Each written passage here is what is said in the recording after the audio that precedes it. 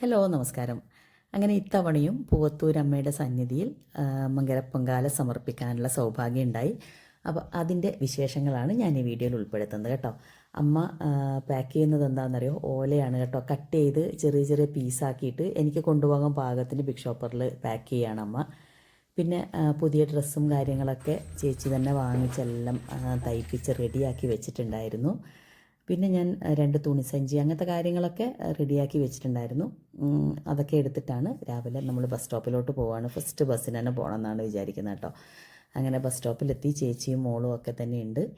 അപ്പോൾ ഞങ്ങൾ കണ്ണൂരെത്തി കേട്ടോ. കണ്ണൂരിൽ നിന്ന് ഇനി നമുക്ക് മെയിൻ ബസ് സ്റ്റാൻഡിൽ നിന്ന് കണ്ണൂർ മട്ടന്നൂർ ഓർ കണ്ണൂർ ഇരിക്കൂർ മാമാനം അമ്പലത്തിൽ പോകുന്ന ബസ്സിലോട്ട് കയറി കഴിഞ്ഞാൽ നമ്മുടെ കുംഭം കൂടാളിക്ക് കഴിഞ്ഞിട്ടുള്ളൊരു സ്റ്റോപ്പാണ്. അവിടുന്ന് ഒരു 500 മീറ്റർ ഇടത്തോട്ട് പോയി കഴിഞ്ഞാൽ നമ്മുടെ ക്ഷേത്രം എത്തും കേട്ടോ. ഇപ്പം തന്നെ ഏകദേശം 7 മണിയൊക്കെ കഴിഞ്ഞു. അപ്പോഴാണ് നമ്മളവിടെ എത്തുന്നത് കേട്ടോ. അമ്പലത്തിലെ പാട്ടൊക്കെ കേട്ടുകൊണ്ടാണ് നമ്മൾ ഇനി അവിടുത്തെ കാഴ്ചകൾ നമുക്ക് അവിടെ എത്തിയിട്ട് കാണാം. നാരായണ ലക്ഷ്മി നാരായണ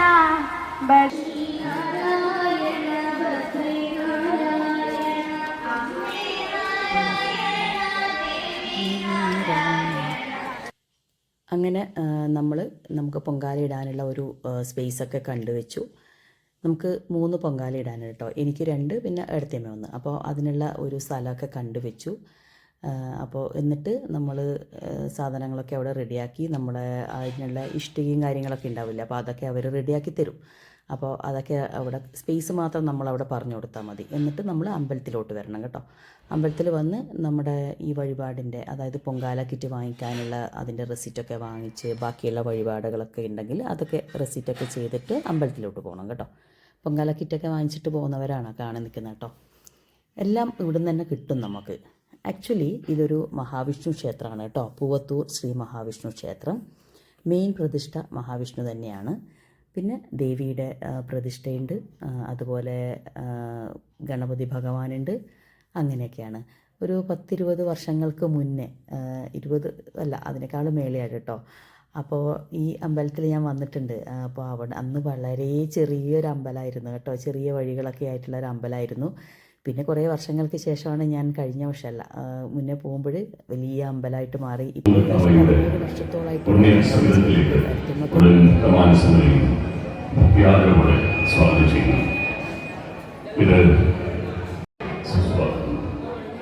ഈ ഭക്തിയുടെ കടലിൽ അരിയാതെ പ്രതിശതമാശത്തോടെ സ്വാഗതം ചെയ്യുന്നു.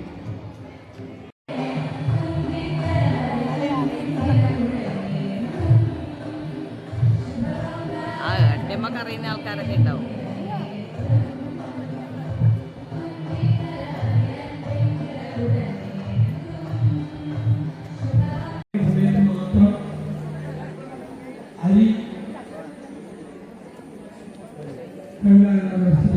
അങ്ങനെ നമ്മൾ അമ്പലത്തിൽ പ്രാർത്ഥിച്ചതിന് ശേഷമാണ് പൊങ്കാല കിറ്റ് വാങ്ങിക്കാൻ വരേണ്ടത് കേട്ടോ. അപ്പോൾ പൊങ്കാല കിറ്റിൽ എല്ലാ കാര്യങ്ങളും ഉണ്ടാവും കേട്ടോ. നമുക്ക് ആവശ്യത്തിനുള്ള എല്ലാ കാര്യങ്ങളും അതിനകത്ത് തന്നെ കാണും. പിന്നെ നമുക്ക് വേണ്ടുന്ന ഇൻസ്ട്രക്ഷൻസ് ഒക്കെ തന്നെ അവിടെ നിന്ന് നമുക്ക് തരികയും ചെയ്യും.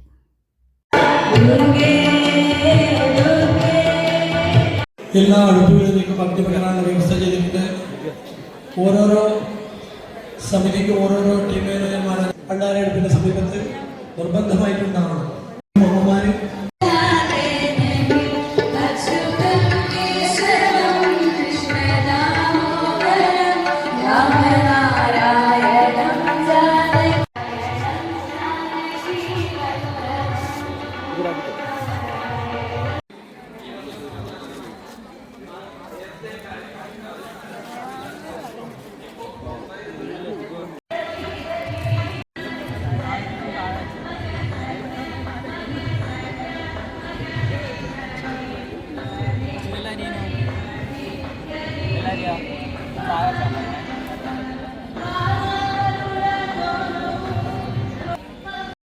നമുക്ക് ഇതിന് വേണ്ടുന്ന ഈ അടുപ്പുകളൊക്കെ റെഡിയാക്കി തരുന്നതും അതുപോലെ അരിയൊക്കെ കഴുകാനുള്ള വെള്ളം കൊണ്ട് തരുന്നതൊക്കെ ഇവിടുത്തെ വോളണ്ടിയേഴ്സാണ് കേട്ടോ. ഭയങ്കര ഹെൽപ്ഫുള്ളാണത് അവർ ചെയ്യുന്ന കാര്യങ്ങളൊക്കെ. ശരിക്കും ഈ കലമൊക്കെ ഓൾറെഡി കഴുകി വൃത്തിയാക്കിയതാണ്, നമ്മൾ അരി മാത്രം കഴുകിയാൽ മതി കേട്ടോ. അപ്പോൾ അങ്ങനെ യാതൊരു തരത്തിലുള്ള ടെൻഷനോ കാര്യങ്ങളോ ഒന്നും വേണ്ട.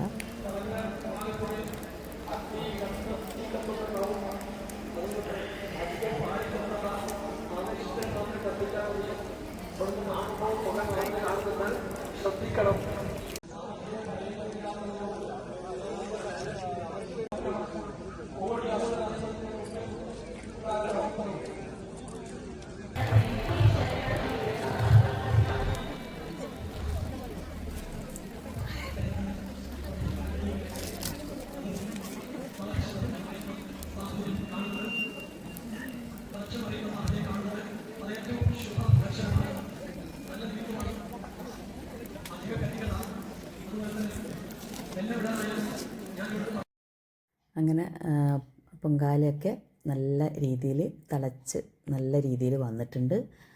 2 പൊങ്കാലയും എൻ്റേത് രണ്ടും തിളച്ചു കേട്ടോ. എഴുത്തമ്മേൻ്റെത് കുറച്ച് മുന്നേ ആയിട്ടുണ്ടായിരുന്നു. അപ്പോൾ 2 എണ്ണം ഉള്ളതുകൊണ്ട് ചെറിയൊരു ഇതുണ്ടായിരുന്നു. പക്ഷേ അടുത്തമ്മ എൻ്റെ ഇതിലും കൂടെ ഒന്ന് എനിക്ക് കത്തിച്ച് തരും കേട്ടോ.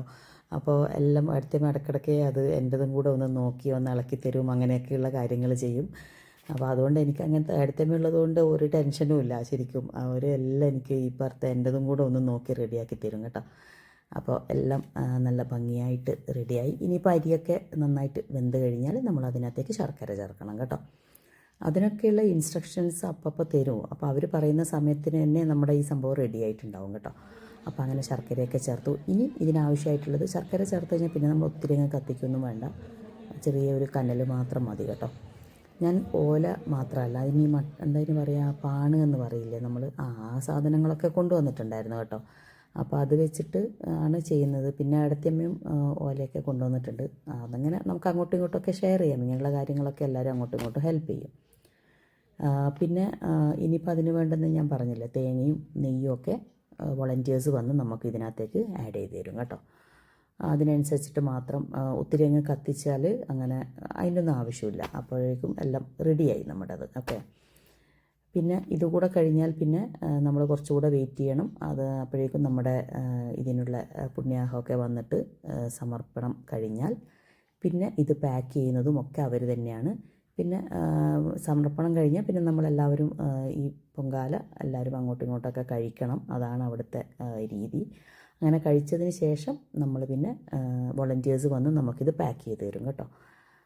അങ്ങനെ പാക്ക് ചെയ്തിട്ട് നമുക്ക് പിന്നെ നമുക്ക് ഭക്ഷണം കഴിക്കാൻ പോവാം കേട്ടോ. ഇവിടെ തന്നെ അമ്പലത്തിൽ തന്നെ ഭക്ഷണമുണ്ട്, അന്നദാനമുണ്ട്. അപ്പോൾ അതൊക്കെ കഴിച്ചിട്ടാണ് നമ്മൾ തിരിച്ച് നമ്മുടെ സ്ഥലത്ത് വന്ന് പൊങ്കാല എടുത്തിട്ട് വീട്ടിലോട്ട് പോകുന്നത്. അപ്പോൾ അങ്ങനെയൊക്കെയാണ് ഇവിടുത്തെ പൊങ്കാല സമർപ്പണം കേട്ടോ. അപ്പോൾ വളരെ റിലാക്സ്ഡ് ആയിട്ട് പൊങ്കാല ഇടാം നമുക്ക്. ഒരുപാട് സന്തോഷമാണ് കേട്ടോ ശരിക്കും. ഓരോ പൊങ്കാല കഴിയുമ്പോഴും ഞാൻ തിരിച്ചു വരുമ്പോൾ ആലോചിക്കുന്ന വേറെ ഒന്നുമല്ല, ഇനിയിപ്പോൾ 1 വർഷം കാത്തിരിക്കണമെന്നുള്ള ഒരു ചിന്തയാണ് കേട്ടോ. 2 വർഷമേ ആയിട്ടുള്ളൂ, പക്ഷെ എന്നാലും എനിക്ക് ആ ഒരു ഫീലാണ്. അപ്പോൾ ഞാനിങ്ങനെ ആലോചിക്കുമായിരുന്നു, ഇങ്ങനെ ഇനിയിപ്പം അടുത്ത വർഷം സെയിം ഡേറ്റിലാണ് കേട്ടോ, 2027 ജാനുവരി 14 തന്നെയാണ് ഇനി അടുത്ത വർഷവും പൊങ്കാല വരുന്നത്. പൊങ്കാല ഇടാൻ വേണ്ടി ചെറിയ ഒരുക്കങ്ങളൊക്കെ നമ്മൾക്ക് ചെയ്യാനുണ്ട് കേട്ടോ. ജനുവരി 5 മുതൽ 9 ദിവസത്തെ വ്രതശുദ്ധി ഉണ്ടായിരിക്കണം. അതുപോലെ തന്നെ 15 വയസ്സ് കഴിഞ്ഞ പെൺകുട്ടികൾക്കും അതുപോലെ തന്നെ അമ്മമാർക്കുമാണ് മകര പൊങ്കാല ഇടാൻ പറ്റുന്നത് ഇവിടെ കേട്ടോ. അതിന് ഈ പറഞ്ഞതുപോലെ വ്രതം എടുക്കുക എന്നുള്ളതും അതുപോലെ പുതിയ വസ്ത്രമൊക്കെ ധരിച്ച് വേണം നമ്മൾ പൊങ്കാല ഇടാൻ വരാൻ. അങ്ങനെയൊക്കെയാണ് ഇവിടുത്തെ ചിട്ടകൾ പറയുന്നത് കേട്ടോ. അതൊക്കെ ഒന്ന് ഫോളോ ചെയ്ത് വളരെ എന്താ പറയുക ഭക്തിയോടുകൂടെ നമ്മൾ സമർപ്പിക്കുന്ന ഈ ഒരു പൊങ്കാല ഉണ്ടല്ലോ, ശരിക്കും നല്ലൊരു എന്താ പറയുക ഒരു സംതൃപ്തി നമുക്ക് മനസ്സിന് തോന്നും. അപ്പോൾ അതുമായി ബന്ധപ്പെട്ടിട്ടുള്ളൊരു പോസിറ്റീവ് എനർജി എന്തായാലും എല്ലാവർക്കും തന്നെ ഉണ്ടാവും കേട്ടോ. അപ്പോൾ ഈ വീഡിയോ കാണുന്ന ആർക്കെങ്കിലും ഇങ്ങനെ പൊങ്കാലയൊക്കെ ഇടാൻ തോന്നുവാണെങ്കിൽ തീർച്ചയായിട്ടും നിങ്ങൾ ഈ നമ്മുടെ പൂവത്തൂർ മഹാവിഷ്ണു ക്ഷേത്രത്തിൽ എന്തായാലും ഒരിക്കലിട്ടാൽ നിങ്ങൾക്ക് വീണ്ടും വീണ്ടും അവിടെ പോകണമെന്ന് തോന്നും, ഉറപ്പാണ് കേട്ടോ. ഞാനിപ്പോൾ ബാംഗ്ലൂരിൽ നിന്ന് ഇത്തവണ ഞാൻ 2 ദിവസം ലീവൊക്കെ എടുത്തിട്ടാണ് പോയത്. കാരണം എനിക്കെന്തായാലും ഒരു ദിവസം മുന്നേ അവിടെ എത്തണം, നമുക്ക് രാവിലെ എത്തേണ്ടതല്ലേ. അപ്പോൾ അതുകൊണ്ട് ഒരു ദിവസം കൂടെ ഞാൻ അധികം ലീവ് എടുത്തിട്ടാണ് വന്നത് കേട്ടോ. അങ്ങനെ പൊങ്കാലയൊക്കെ കഴിഞ്ഞു, ഭക്ഷണമൊക്കെ കഴിച്ചതിന് ശേഷം എല്ലാവരും പിന്നെ തിരിച്ചു പോകാനുള്ള ഇതാണ്. പിന്നെ എല്ലാവരും അങ്ങനെ ഒരു ഭയങ്കര ഒരു ധൃതി വെക്കുന്ന ഒരു അവസ്ഥയൊന്നും ഞാൻ അവിടെ കാണിട്ടില്ല കേട്ടോ. ശരിക്കും എല്ലാവരും ഭയങ്കര നല്ല അങ്ങോട്ടും ഇങ്ങോട്ടും സഹകരിച്ചും കാര്യങ്ങളൊക്കെ തന്നെയാണ് എല്ലാം ചെയ്യുന്നത്. പിന്നെ ഇനി ഇവിടുന്ന് ബസ്സിൽ പോയി വീട്ടിലെത്തിയ ഒട്ടനെ പാക്ക് ചെയ്യുക, തിരിച്ച് ബാംഗ്ലൂർക്ക് വരിക കേട്ടോ. നല്ല ഒരു 2 ദിവസങ്ങളായിരുന്നു പൊങ്കാലയുമായി ബന്ധപ്പെട്ട് നാട്ടിലേക്ക് വന്നത്. അപ്പോൾ ഇനി അടുത്ത വർഷത്തെ പൊങ്കാല ഇടാനുള്ള കാത്തിരിപ്പാണ് കേട്ടോ. അപ്പോൾ എങ്ങനെയാണ്, see you in the next video. Thank you so much. ഇനി സബ്സ്ക്രൈബ് ചെയ്യാതെയൊക്കെ എൻ്റെ വീഡിയോസ് കാണുന്നവരുണ്ടെങ്കിൽ I will be very happy നിങ്ങൾ സബ്സ്ക്രൈബ് ചെയ്യുകയാണെങ്കിൽ. ഓക്കെ.